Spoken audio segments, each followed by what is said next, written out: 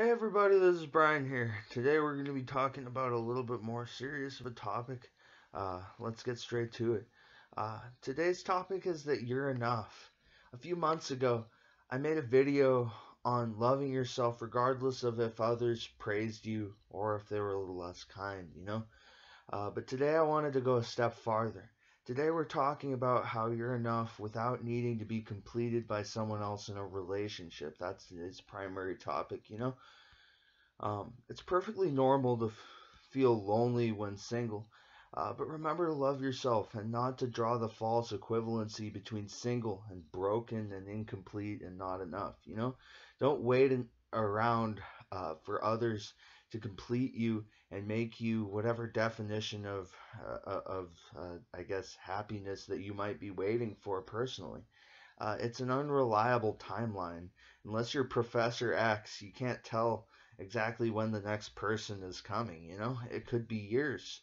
I mean, all of our egos kind of say that we want it to be sooner, therefore we expect it to be, but that's not really realistic. It could be much longer, especially if circumstance like illness or family problems aren't so kind to our plight of trying to find somebody. If you project a withdrawn, this is number 4 on our list of ways to deal with this.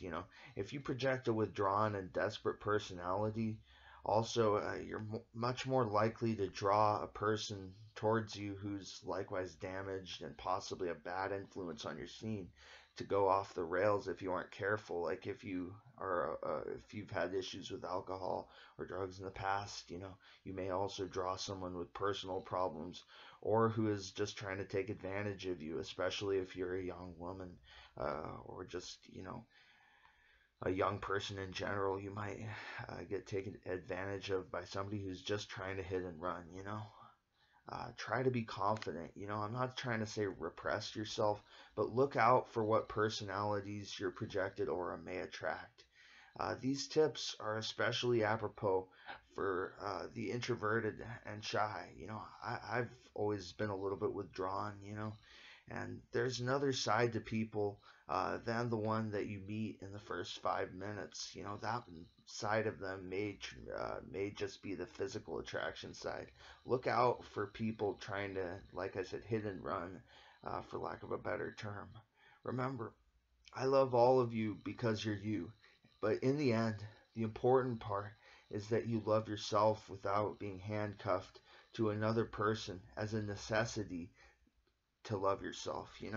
Don't let another person become the key to unlock the garden that is your own potential and your own happiness.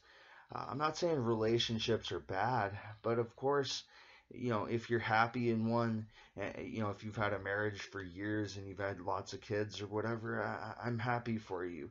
But it's a lot more common that we get stuck with someone for 8 years who's frankly a dickhead and is kind of toxic to our situation. I don't think that anyone who's single should be miserable or depressed while they try to wait for somebody else to show up and complete them. Remember, you're complete on your own. And I love you all because you're you, and you should love yourself because you're you, not waiting for somebody else to be your other half just because that's the Cinderella story.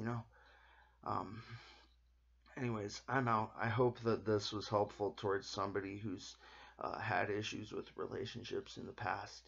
I love you guys. I'm out. I'll talk to you soon.